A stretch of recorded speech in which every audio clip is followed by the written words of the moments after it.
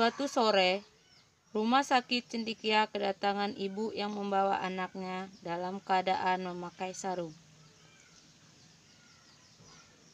Anak baru saja menjalin khitan sekitar 1 minggu yang lalu.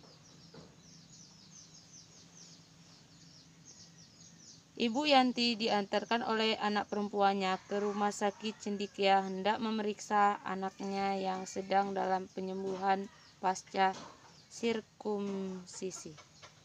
Setelah melakukan pendaftaran, Ahmad langsung dibawa ke poliklinik setempat dan langsung ditangani oleh perawat di rumah sakit tersebut.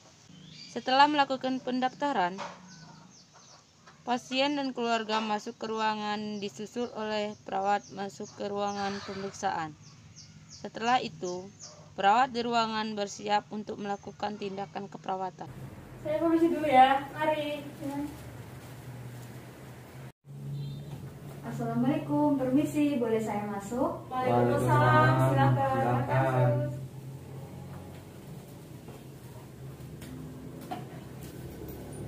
Sebelumnya, perkenalkan Bu, saya perawat Melipah dan ini perawat Sinta. Kami di sini akan melakukan pemeriksaan dan pengecekan kepada anak Ibu.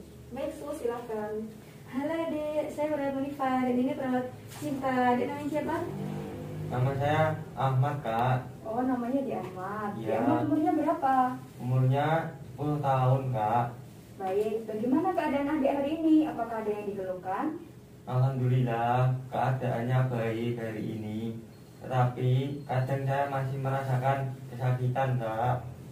Iya, Su, jadi anak saya baru disunat 1 minggu yang lalu. Namun, sampai sekarang lukanya itu belum sembuh.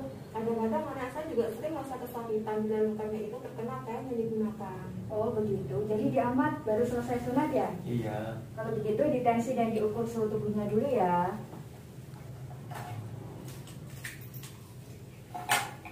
Permisi, Dek. Iya. Saya tensi sebentar ya. Iya.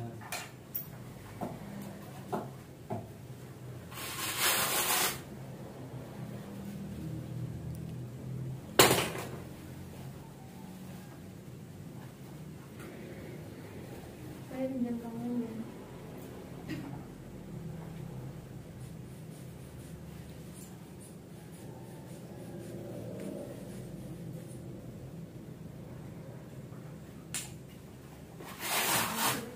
Iya.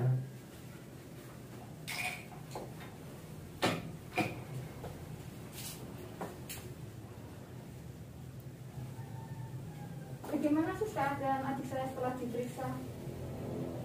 Keadaannya normal.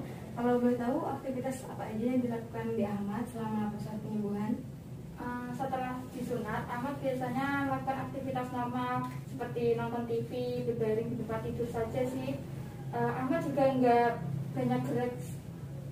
Oh, kalau untuk pola makannya bagaimana? Apakah masih teratur? Makannya 3 kali sehari, sama seperti biasanya. Hanya saja sekarang makan dengan pupuk. Loh, kenapa kok cuma pakai kerupuk? Apakah Di Ahmad tidak suka dengan lauk ikan ataupun yang lainnya? Tidak, Su, sebenarnya anak saya suka makan dengan telur. Hanya saja di daerah saya itu bagi anak yang setelah disunat tidak boleh makan telur. Loh, kenapa tidak boleh, Bu? Karena nanti jadi gatal-gatal, lama sembuhnya dan membekas. Oh, itu yang jadi masalah Ibu. Jadi dari hasil pemeriksaan dokter tadi terlihat bahwa luka anak Ibu belum sembuh, bahkan terlihat masih basah. Dan proses penyembuhan luka anak Ibu itu tergolong lama. Loh, kok bisa gitu? Sus, kenapa? Anggapan mengonsumsi telur dapat menyembuhkan gatal-gatal dan lama sembuhnya itu kurang tepat ya. Iya Bu, jadi Di Ahmad boleh saja makan telur. Bahkan telur itu mengandung protein yang tinggi yang berguna untuk mempercepat penyembuhan luka pada Di Ahmad. Tapi Sus, kalau di daerah saya itu kebanyakan orang percaya kalau habis sunat itu nggak boleh makan telur. Nah, kalau Ahmad ketahuan makan telur, nanti nenek saya bisa marah karena itu sudah turun-temurun budayanya, Sus. Kami menghormati budaya yang ada dalam keluarga Ibu. Namun dalam dunia medis, anggapan itu tidak benar. Karena dalam proses penyembuhan itu dibutuhkan makanan yang mengandung protein tinggi. Sedangkan putih telur itu salah satu makanan yang mengandung protein tinggi. Iya benar. Tidak hanya telur, Dek Ahmad juga boleh makan ikan dan daging. Sebenarnya yang menghambat proses penyembuhan pada luka Dek Ahmad itu bukan karena makanan, tapi karena status gizi yang kurang baik, perawatan luka yang tidak benar, dan memang ada penyakit tertentu yang dapat menghambat proses penyembuhannya.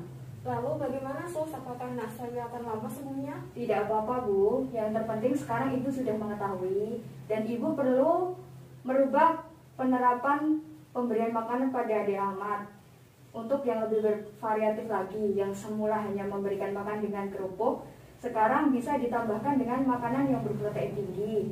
Misalkan memang ada larangan atau pantangan makan telur pada kebudayaan Ibu bisa menggantinya dengan tahu ataupun tempe. Yang lainnya, Ibu bisa melakukan perawatan luka yang benar. Kalau tidak dilakukan dengan benar, nanti lukanya bisa kotor dan menyebabkan infeksi. Kalau infeksi, nanti luka Dek Ahmad jadi lama sembuhnya. Jadi Ibu harus rutin kontrol ke dokter. Tujuannya untuk melakukan perawatan luka. Dan juga dokter dapat menilai ada atau tidaknya perkembangan dalam penyembuhannya. Oh, begitu ya Sus. Nah, kalau gitu saya dan ibu saya akan mengusahakan untuk mengubah pola makan adik saya. Tentunya yang lebih bervariatif, oke? Jadi saya rasa sudah cukup apa yang saya sampaikan. Dan ini resepnya sudah ditulis di bagian farmasi. Nanti kalau 3 hari ke depan atau obatnya sudah habis, bisa kembali mengecek keadaannya. Apa ada yang ditanyakan? Baik Sus, tidak ada. Cukup Sus. Baik, kalau begitu nanti silakan ambil obatnya di apotek rumah sakit ya. Saya rasa sudah cukup. Saya pamit terlebih dahulu ya. Semoga cepat sembuh ya, Dek. Ya, terima kasih Sus. Assalamualaikum. Waalaikumsalam. Waalaikumsalam. Perawat 1 dan perawat 2 keluar ruangan setelah memberikan resep. Keluarga kemudian menuju ke apotik rumah sakit dan menebus obat.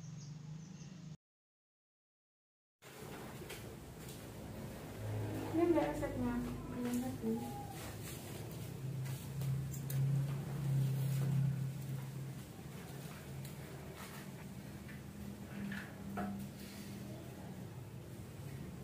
Ada Ahmad.